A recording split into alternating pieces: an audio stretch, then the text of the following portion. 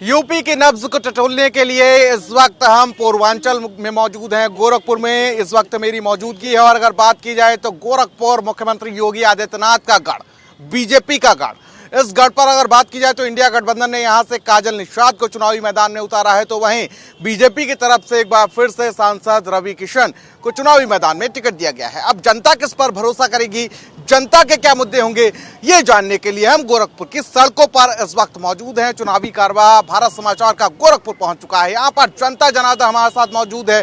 जब वोटिंग होगी तो आखिर कौन से मुद्दे हैं जिन पर जनता मतदान करेगी, वो जानेंगे हम यहाँ से जनता से।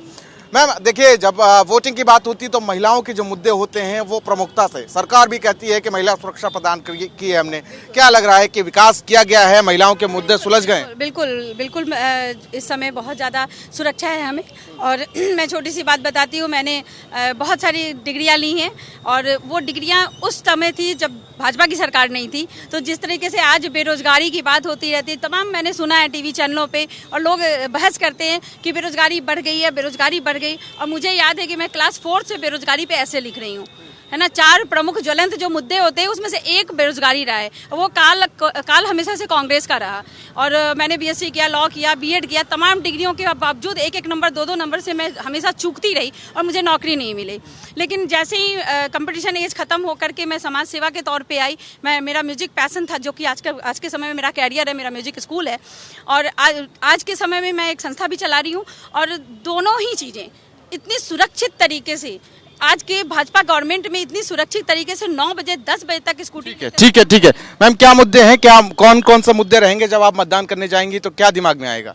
दिमाग में क्या आएगा, सारा काम होते जा रहा है। हम लोगों को बहुत ज़्यादा आज़ादी मिली है, हम लोग एकदम कहीं भी निश्चिंत होकर के निकल सकते, सारा काम हो रहा, बहुत विकास कर रहा हमारा देश, हमारा प्रदेश। इसलिए हम भाजपा की तरफ से।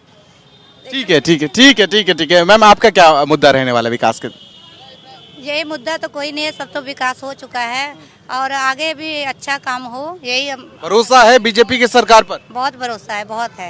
इंडिया गठबंधन भी दावा कर रहा है, समाजवादी पार्टी से प्रत्याशी यहाँ पर वो महिला है काजल निषाद जी। क्या महिला के साथ नहीं जाना चाहिए? नहीं, महिला के साथ यहाँ वो मुद्दा नहीं है। यहाँ विकास का मुद्दा है, नागरिक की सुरक्षा का मुद्दा है, महिला का मुद्दा नहीं है। चलिए ठीक है, और भी लोगों से बातचीत करेंगे। सर, क्या नाम है आपका? दुर्गेश त्रिपाठी। क्या लग रहा है, गोरखपुर में विकास हुआ है?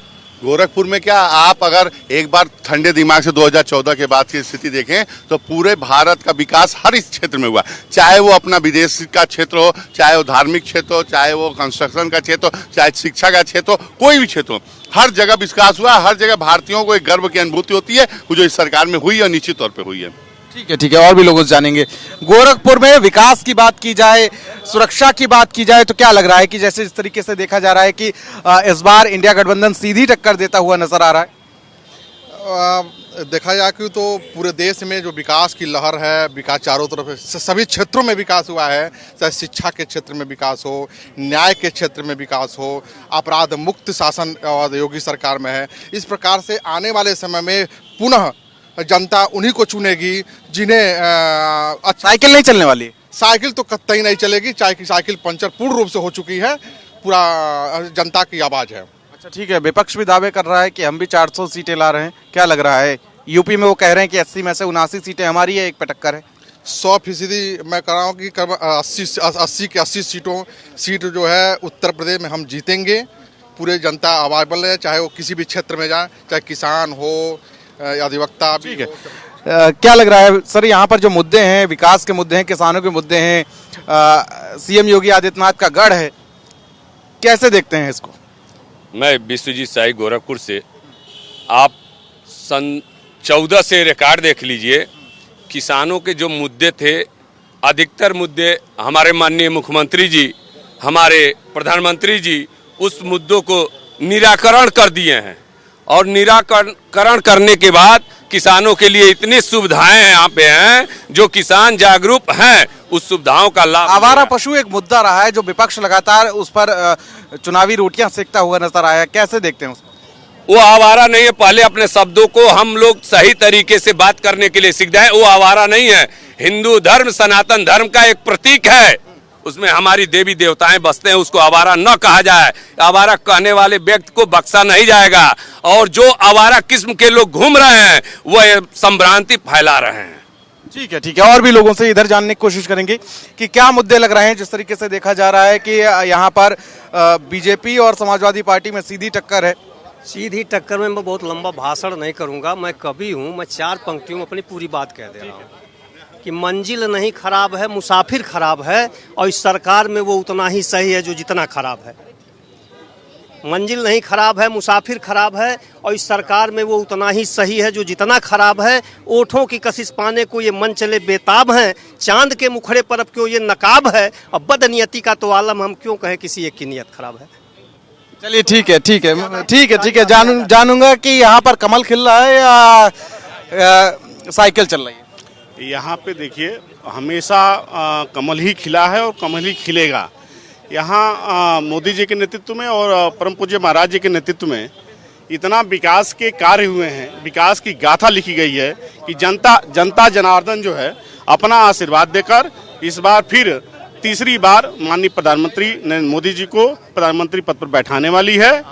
और उत्तर प्रदेश गोरखपुर के मुद्दे सुलझे नहीं सुलझे, सीएम योगी आदित्यनाथ यहाँ से लगातार सांसद रहे, अब विधायक हैं, कैसे देखते हैं उनके कार्यकाल को? उनका कार्यकाल बेहतर रहा है। उन्होंने गोरखपुर के लिए अनेक लड़ाइयाँ लड़ी हैं। जब वो सांसद थे तो इंसेफ्लाइटिस से लेके खाद कारखाना से लेके चीनी मिल से लेके तमाम जो चीनी मिलें बसपा के समय में बेच दी गई थी, उन चीनी मिलों को शुरू करने का काम और फिर नई चीनी मिलों को स्थापित करने का, स्थापना करने का कार्य माननीय परम पूज्य योगी जी ने किया। ठीक है, ठीक है, ठीक है। विकास के मुद्दे, किसानों के मुद्दे और साथ ही साथ और भी जो मुद्दे हो जाते हैं, महिला सुरक्षा की बात कर लें या माफिया राज जिस तरीके से बीजेपी सरकार कहती है कि हमने खत्म कर दिया, कैसे देखते हैं तमाम मुद्दे जो हैं? देखिए, कोई भी सरकार अपनी मूलभूत सुविधा जो चाहिए सरकार के, तो मेरे समझ से सरकार ने अपनी उन सारी चीज़ों को कंट्रोल किया है। कंट्रोल किया क्या? रोड चाहिए हमें, विकास के लिए क्या आवश्यकता है? बिजली, पानी, सड़क, ये तीनों सुविधा हमको मिल रही है। पूरे स्टेट में किसी भी एरिया में जाएंगे आपको तीव्र गति से चलने वाली एक रोड बनाई गई है। मतलब मुद्दे सुलझ गए, लगभग विकास किया गया है। बीजेपी का समर्थन करना चाहेंगे? विकास का पैमाना इसके बाद कुछ और होता ही नहीं है यहाँ। और शिक्षा और जो भी है, विकास का पैमाना की अगर मैं बात करूं, मेरे शब्दों में विकास का पैमाना वो है अंत्योदय। हाँ ठीक है, अंत्योदय के लिए भी किया गया है। एक विषम परिस्थिति खड़ी थी जब राष्ट्र में बहुत ऐसे राष्ट्र नायक और बहुत सारे राष्ट्र को डोल सकता था। ठीक है, ठीक है। युवाओं के मुद्दे बहुत ही ज्यादा गंभीर हो जाते हैं जब सरकार चुनने का समय आता है। क्या लग रहा है, युवाओं के मुद्दे सुलझे हैं?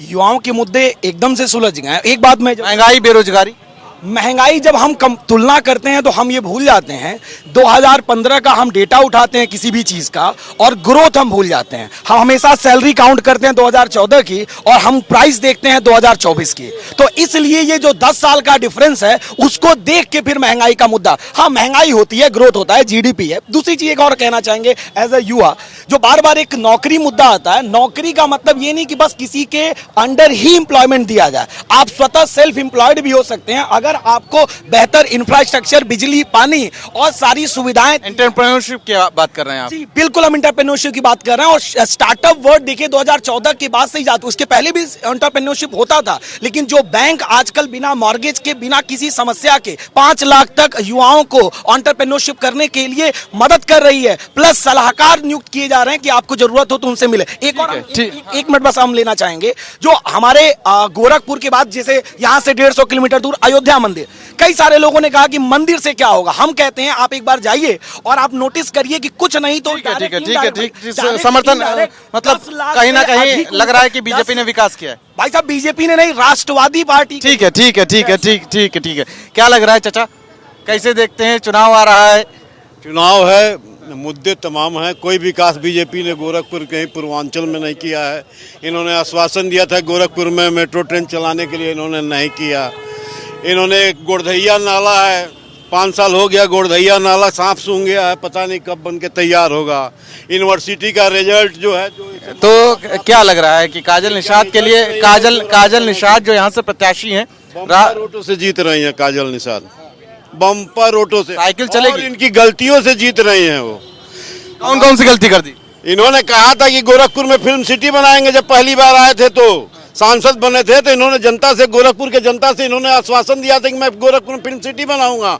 आज 10वें साल में प्रवेश कर गया, चुनाव आ गया, वो फिल्म सिटी कहाँ कहीं दिखाई दे रही है? कहीं दिखाई दे रही हो तो बता दीजिए उसका। स्पोर्ट्स स्टेडियम अंतर्राष्ट्रीय स्तर का ये बनाने का वादा किए थे, वो बराबर उसका जमीन इधर उधर चेंज हो रहा है। ऐसे ही वेटनरी मेडिकल कॉलेज का जमीनें चेंज हो रही हैं। कई बार चेंज करेंगे आप? एक बार तो बनाइए कहीं। चलिए ठीक है, तो ये थी गोरखपुर की जनता जिसने अपने मुद्दों को साझा किया कि आखिर कौन कौन से मुद्दे जो हैं जिन पर वो वोट करने जा रही है, और साथ ही साथ जब परिणाम आएगा तो ये भी पता चल जाएगा कि अगला गोरखपुर का सांसद कौन होगा। चुनावी कार्रवाई हमारा लगातार जारी है। कल मिलेंगे एक नए जिले में, तब तक के लिए मुझे दीजिए इजाजत। नमस्कार।